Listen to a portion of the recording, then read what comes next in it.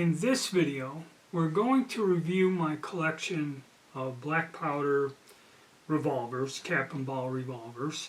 As you know, over the years, I had several different examples and I made videos on them. And also when I did a survey of asking where to go with the channel, many people requested more black powder videos.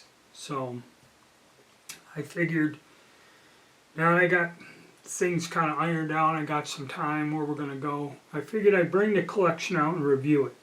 Now, if you've watched the channel and you knew what I had here, there are several pieces that are no longer with us or in my collection.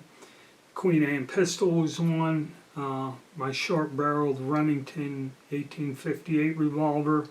I also got rid of the Colt Patterson, is not here. And basically I just got out what I have left here on the table, and one I even forgot about, which is more of a cartridge conversion gun in this. So let's take a look at what I got, and I'll talk about each one of the guns in grouping here. Alright, what we have out on the table, the top gun there is the Colt Walker. Really interesting gun. I did several videos on it.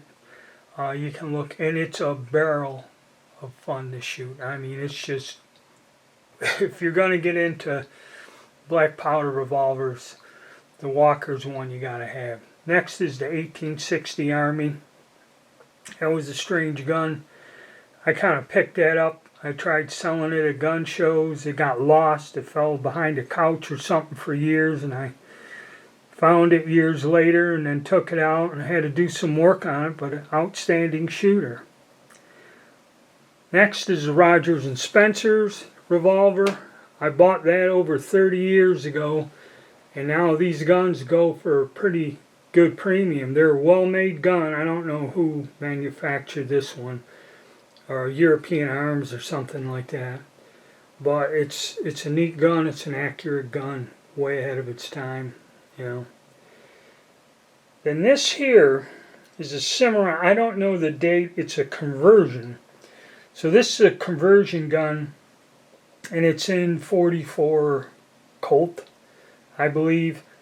And I had to go get dies, but it's not like the actual Colt where you had a healed bullet. It's more of a modern version where the bullet is inside the brass.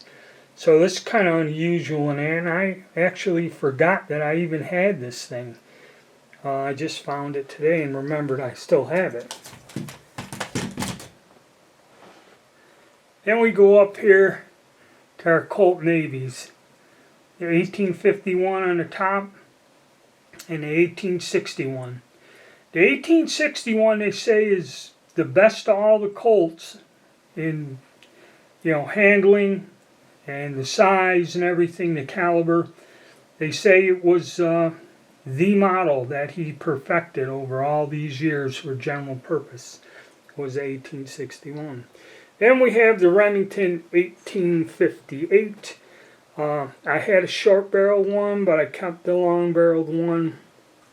And again, Colt were controlling the market and the government, and by all means in that. By the time the Civil War started, companies like these two here, Spencer's and Rogers and Remington, started coming up with better designed weapons. He kind of hindered himself, trying to, he cornered the market and he had control of it, but as time went on, that wasn't a good decision.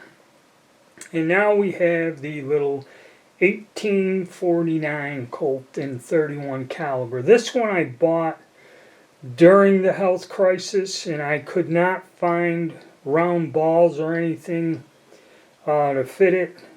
The Air's Gone bullet mold was sold out during those evil times, and I think I found some 31 caliber round balls down in the garage recently, so I haven't shot this. I had this thing for a bit. I haven't shot this little pistol yet. So that's one we're going to go out and shoot. Okay, I'll do a little update on the Replica black powder firearms. I know some people, this ain't their thing, but these things are a lot of fun to shoot, and it gives you a break from the Glock style, never-ending thing of high-capacity 9mm and that. And it's, you get into history, if you're, you know, cowboy and Indian fan there, or Western thing, they're a lot of fun to shoot, and it makes for an enjoyable day at the range. But it used to be resale on these.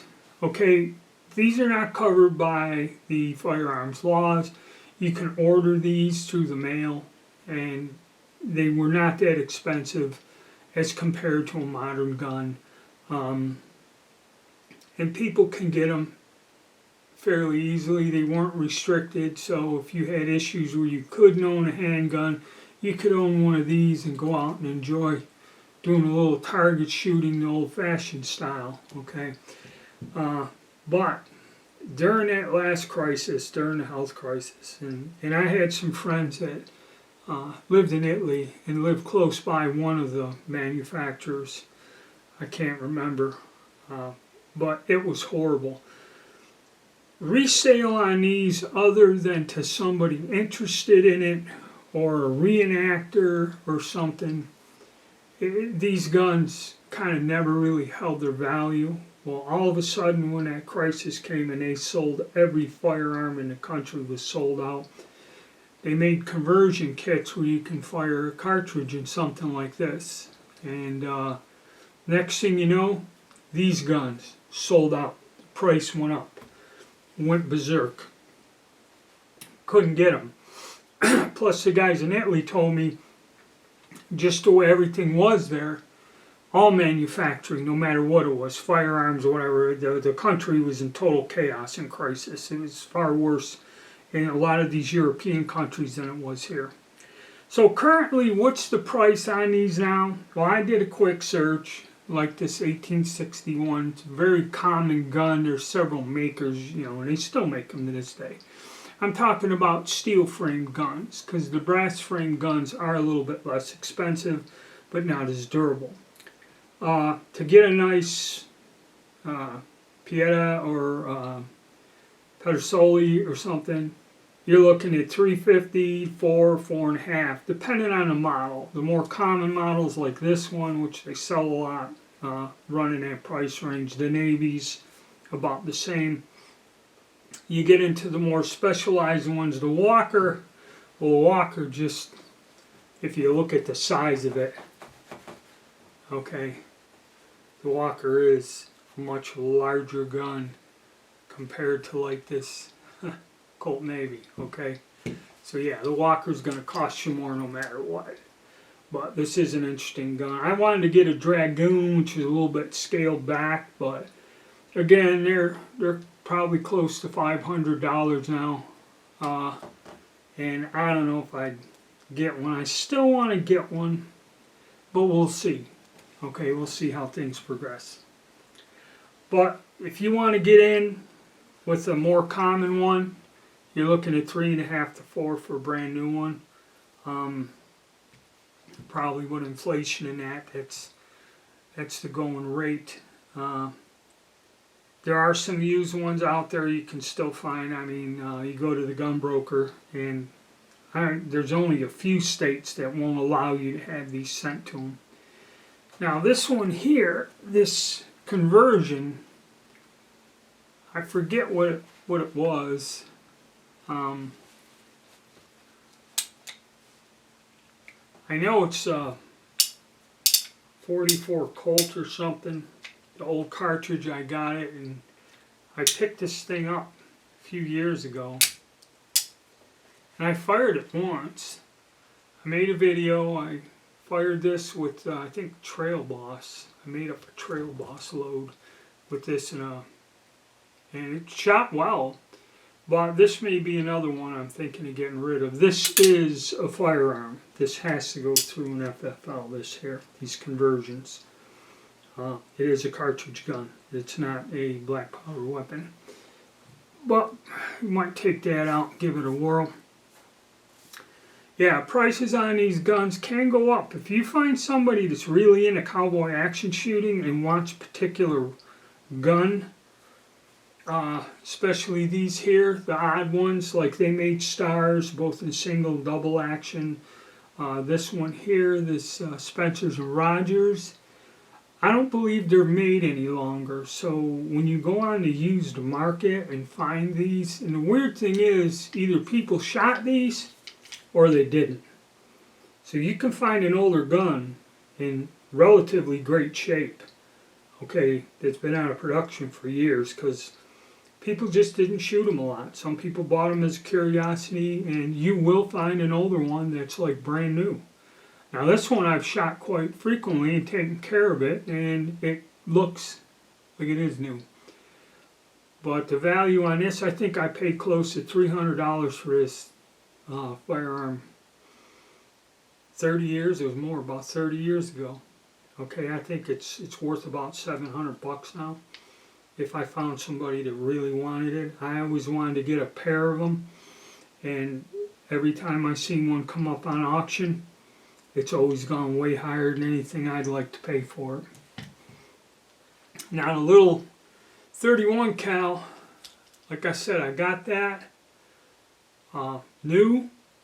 I couldn't, and you could not, back during that crunch or whatever it was, the supply chain shortage, you cannot find with any of the retailers certain size lead balls or ammo, even for something like this. I mean, it was bad. I looked everywhere. I could not get it. There's just certain shot size that fits in here. You couldn't find that. It was sold out for years. I gave up looking for it and moved on to another area and did some other work. But I like to take this little sucker out and give it a try.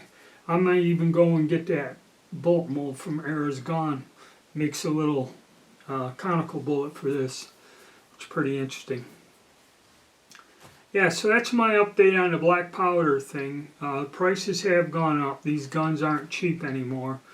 There are still conversion cylinders made for them, which cost about as much as the firearm does, which is very impractical.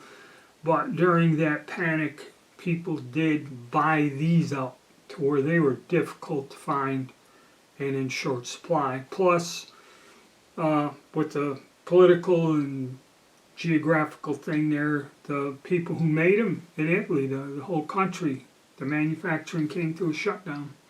You know, so it was rough there. Well, like I said, right now you're looking at $3.5, $4 for a common one. Some of the older ones are going to run you more. Like if you want a Patterson, you're looking at $1,000 or more for a repro. I'm not talking about an original one. Okay. So that's the update on it. I'm going to try to get a couple of these out here soon and have some videos shooting them and have some fun with them. Alright guys, hit the like button, subscribe, and stay tuned.